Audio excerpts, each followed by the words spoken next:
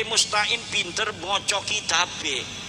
Akhirnya dia tanya sama menantu-nantu, sini, ada apa mertua? Ini abah nanem di tambak ini ikan bandeng, kemudian kena banjir. Sekarang pas banjirnya surut ada ikan paus, ikan payus. Ikan payus itu mirip bandeng, Pak. Apakah hukumnya ini halal, apa hukumnya haram? Nanti Pak, kalau masalah yang paling baik, kalaulah ada orang yang tidak mau masuk Islam, la ikraha fiddin, qad tabayyana rusdu minal ghai, tidak ada paksaan dalam agama. Yang terbaik adalah agama Islam, tetapi engkau boleh atau tidak akan dipaksa, tidak akan diperangi hanya karena engkau tidak mau masuk agama Islam. Tidak ada zaman dulu para wali songo memerangi orang Jawa karena orang Jawa belum mau masuk agama Islam, tidak ada. Wah, itu ada perang-perang kerajaan, itu mah perang politik, pengen jadi raja, bukan merangi umat orang Jawa yang belum masuk Islam.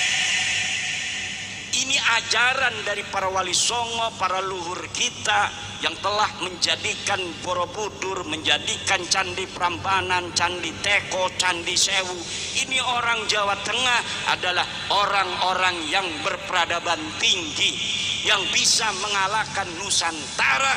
Hanya beberapa peradaban di dunia seperti Mesir, Cina, Yunani. Tetapi banyak bangsa-bangsa yang dia tidak memiliki peninggalan peradaban leluhur mereka.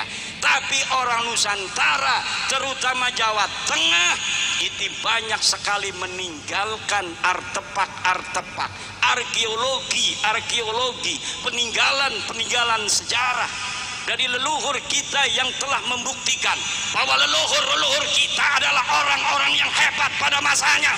Maka orang-orang Nusantara, orang-orang Jawa Tengah, orang-orang Boyolali harus menjaga kebesaran dan kemuliaan ini dan menurunkannya kepada anak cucunya ila yaumil qiyamah untuk berdiri tegak seperti orang Jawa, untuk berdiri tegak sebagai orang Nusantara, untuk menjaga kemuliaan negara, kemuliaan bangsa, kemuliaan agama Allah. Jangan ini orang Jawa, orang Nusantara keok sama bangsa lain. Orang Mongol bisa mengalahkan Baghdad zaman dulu. Orang Mongol bisa mengalahkan Khazar. Tapi ketika orang Mongolia, Genghis Khan, Kubilaikan datang ke Jawa, menyerang orang Jawa. Bukan orang Jawa yang kalah, tetapi yang kalah adalah orang Mongolia. Yang kalah adalah orang Cina. Kita dulu bangsa Nusantara bukan hanya menguasai daerah yang sekarang disebut Indonesia, tetapi daerah yang masuk ke Thailand Selatan, Filipina Selatan, Singapura, Malaysia dulu ada di bawah kerajaan Mojopahit. Itu punya orang Jawa, Mojopahit punya orang Nusantara. Maka kebesaran dari para leluhur kita harus dijaga oleh kita, harus dijaga oleh para ibu, menanamkan kepada anak-anaknya sifat-sifat besar, bukan sifat-sifat kecil. Anaknya dididik untuk menjadi para pemimpin-pemimpin agama, dididik untuk menjadi pemimpin-pemimpin bangsa. Bangsa Nusantara bangsa yang besar, dirinya bahan yang baik, bisa dijadikan apa saja. Bahkan sebenarnya bukan hanya bisa menguasai Nusantara, kalau ini semua dipupuk, bisa jadi kita akan menjadi negara yang menguasai dunia.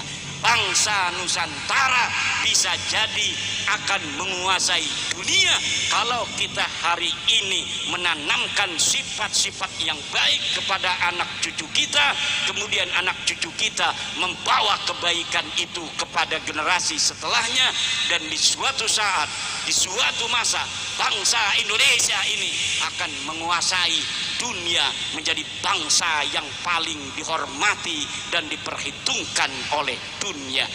Amin ya Allah ya Rabbal. Kita tidak kekurangan makan ibu-ibu. Orang-orang di Afrika kekurangan makan, orang di Yaman hari ini kekurangan makan, orang di daerah-daerah lain, di negara-negara lain banyak yang dia lagi berpikir bagaimana cara memberi makan rakyatnya. Tapi Indonesia ini, jangankan padi bisa ditanam di tanah Indonesia, bahkan korma yang hanya bisa tumbuh di Arab, kalau ditanam di Indonesia dia tumbuh, kemudian dia bisa berbuah.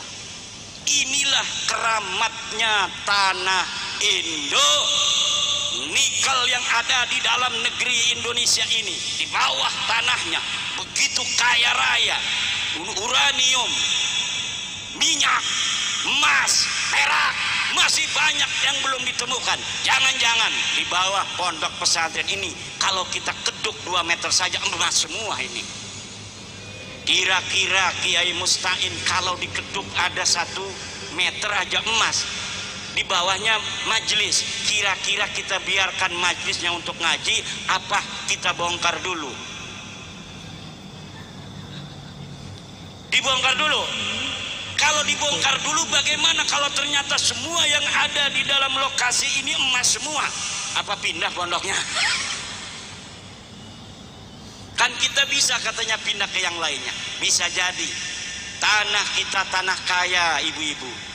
Tanah kita tanah kaya, kita tidak kekurangan air. Kita punya yang namanya sungai di setiap daerah. Ada negara yang tidak punya sungai sama sekali. Kalau hujan tidak turun, kemudian kemarau terlalu panjang, maka dia akan mudah sekali kehabisan air dari pompa-pompa mereka.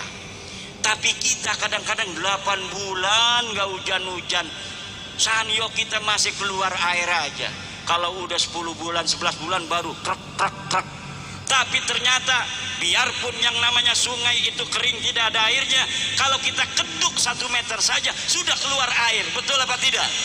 Itulah tanah tercinta kita, tanah lahir beta, tanah Indonesia, tanah